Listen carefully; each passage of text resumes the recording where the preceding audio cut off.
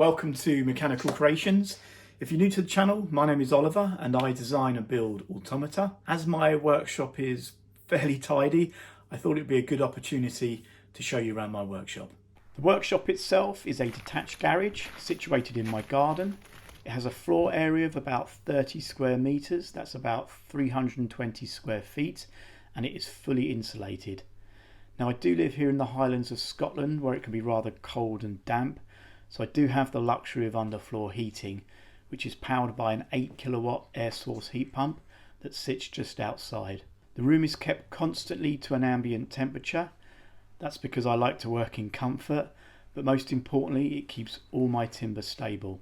Throughout the workshop I have a dust extraction system, and to operate that all I do is pull on this tab, which opens the blast gate, activates the switch and turns on the dust extraction system in the little shed next door. One of the problems I have is this is really a chip collector. Bags on this don't really filter out the dust very well. That's why I keep it here in the little shed. The problem I have is when it's on for long periods of time, it sucks all the cold air from the workshop in through the door. So on a winter's day, it can be a little bit chilly in the workshop. In the corner here, I keep all my timber supplies. I also have timber up on the joist there. They're new bits that have come in. They'll stay up there for a good few weeks before I even use them. I like them to become acclimatised to the workshop. In my automata, I like to add contrast. So I've got loads of different timber species, from maple to reclaimed mahogany, cedar, Meranti. I also use a lot of birch ply in my pieces. Now this storage unit is on casters. I can put big 8x4 sheets at the back here, so I can pull it out to access those.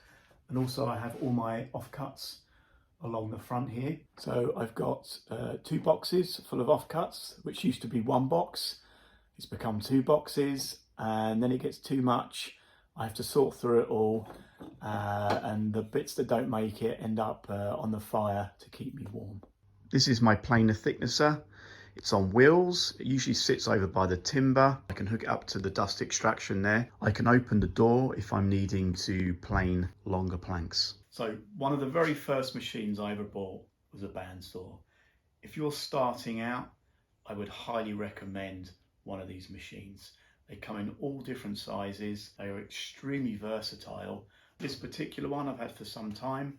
Does struggle with the deeper cuts and it's just starting to vibrate a little. I would really love to upgrade this. This is my compound miter saw. It's from Festool.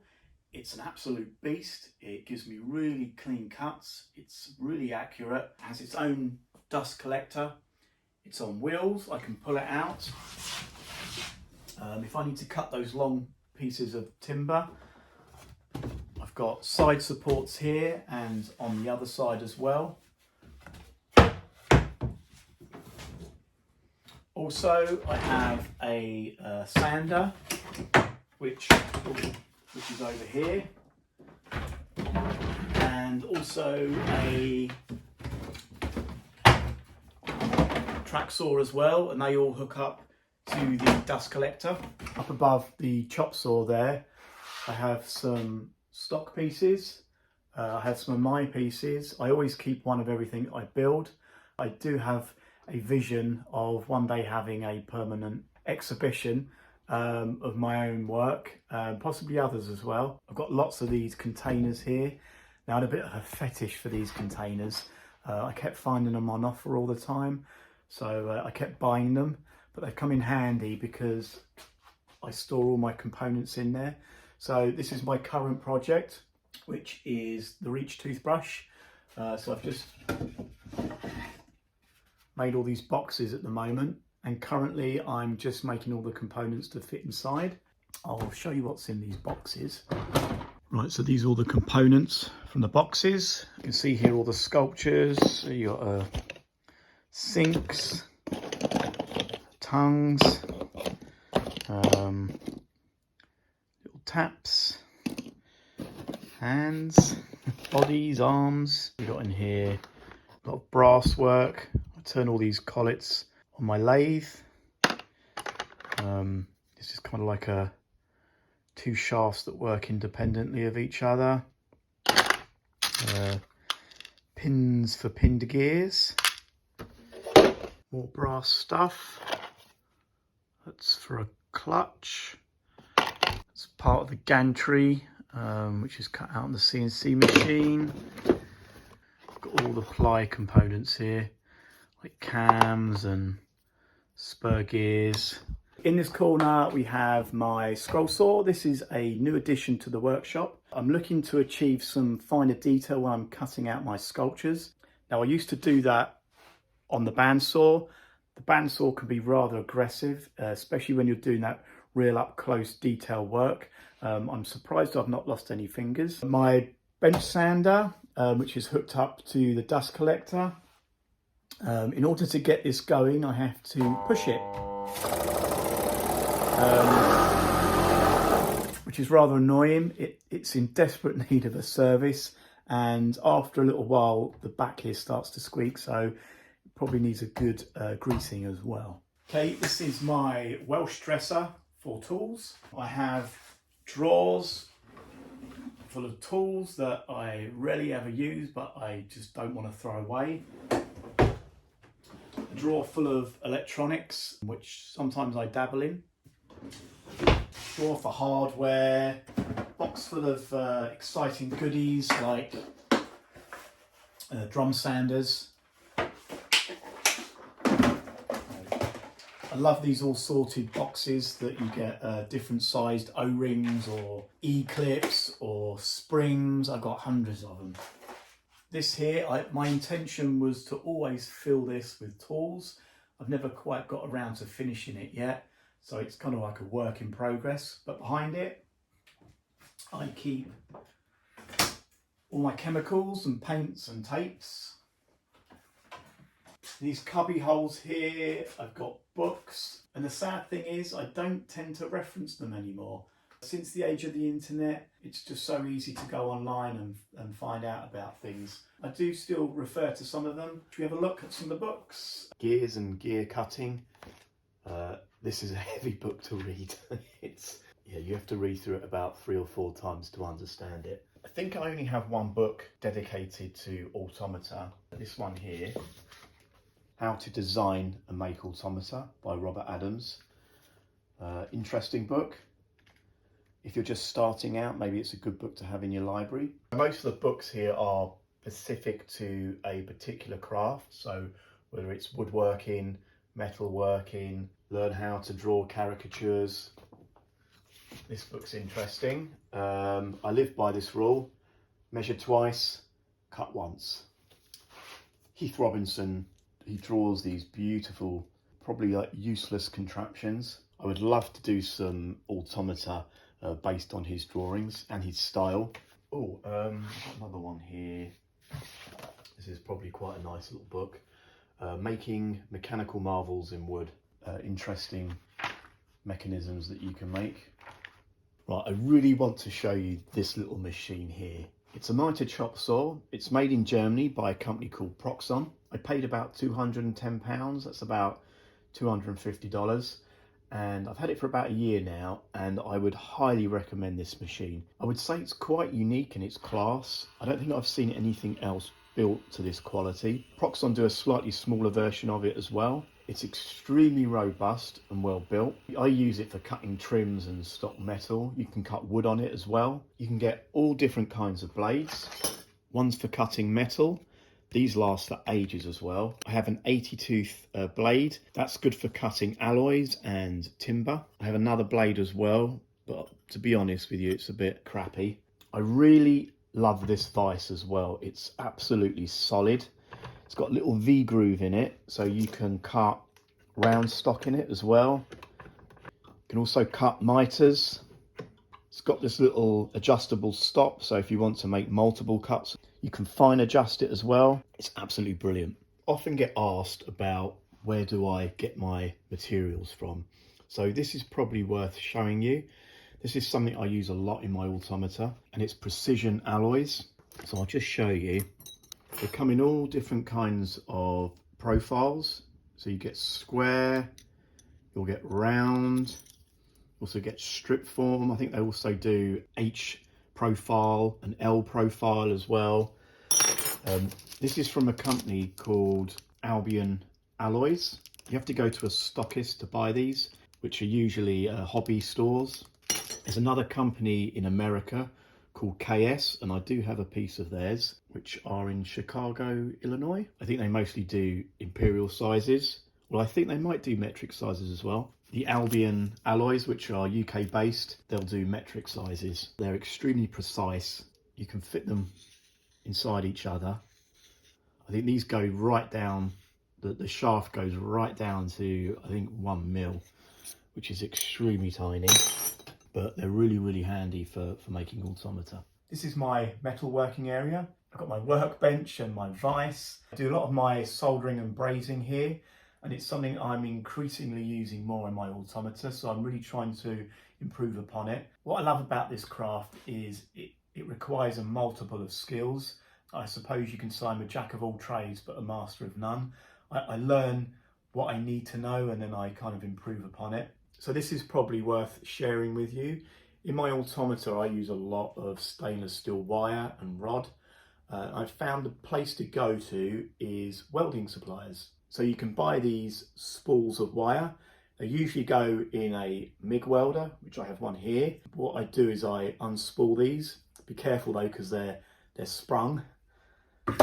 And I get all this wire. Believe you me, that will last me a good while. Again, these are filler rods for a TIG welder. They're a slightly thicker gauge. I paid £12 for them. What's that, $15? That will last me a good while as well. I absolutely adore this machine. It's a lathe, milling machine and drill press in one. I've had it for about 20 years now. It's slightly losing its accuracy, but it's good enough for what I need it for. I have plenty of accessories for it. One of the bad habits I have though is I never put my drill bits back in its case. This one goes up in 0.1 of a millimeter. All the drill bits are sprawled out everywhere. I must have about 4 of these cases of drill bits because I keep losing them or breaking them. So this is my workbench. I spend a lot of my time here.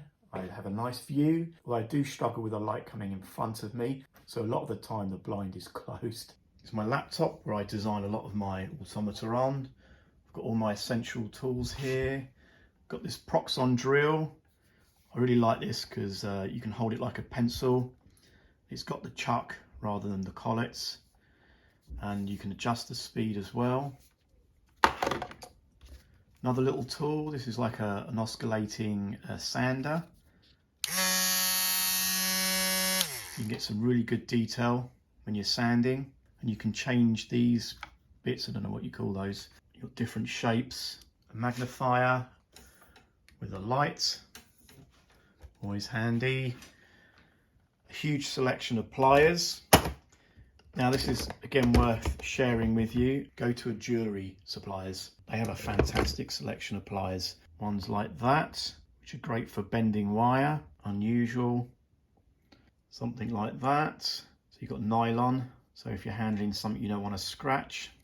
Well, these are my favourite. I like these because the jaws open parallel to each other. So you can really grip onto something. You've got these heavy duty pliers as well. What I like about these is you can cut wire, and you've got this little adjusting stop here, so you can cut pieces all at the same size. In the corner by the door is my home built CNC machine. Now this has been a complete revelation for me.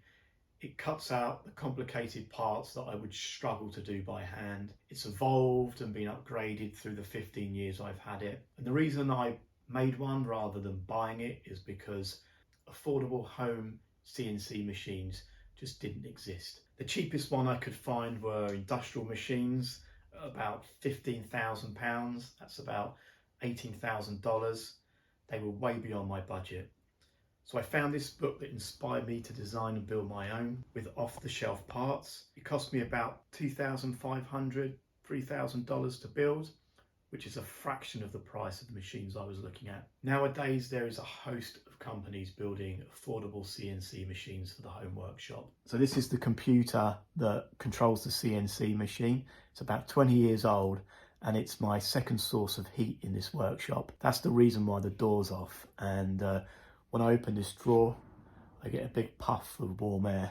This is the final area of the workshop. When I quit my job and became a full-time automata maker, I quickly put this unit together with stuff I just had lying about in the workshop. So this is where I do all my airbrushing, painting and mould making, and sewing as well. I've got boxes up here, they're full of moulds. I'll have a look at this box here because it's just full of components and bits that never made my automata. So a lot of this stuff in here is from prototypes and some of the bits that never quite made it. So you've got, that's for the running man. That's carved out of timber. One of my very first automaton. I don't know what it's doing in here actually. That should be on display somewhere. Magician's head. You can see there the CNC malfunctioned. I went right across it. I've got loads of these arms. This is from the running man. The resin wasn't going into the fingers. I must have about 20 of these. They just wasn't working out. Prototype of the magician. One of the very first heads for the Reach toothbrush. That must be about 10 years old. Part of the Reach toothbrush man again. That's part of the prototype. I don't really have the heart to throw any of this away. I suppose it's memories. You know, this just shows the amount of work that goes into these. A lot of it never makes it, and you have to redesign and rebuild. So these are all my moulds in here. I don't know why I keep them, because after a certain amount of pours, they start to deteriorate because of the heat from the resin. These are the master patterns. I carve all these out of timber, and then they're used to make the moulds. So example, that's actually the head, which is made out of resin. So you can see in the bag, that's the one carved out of timber, and that's kind of a finished painted head.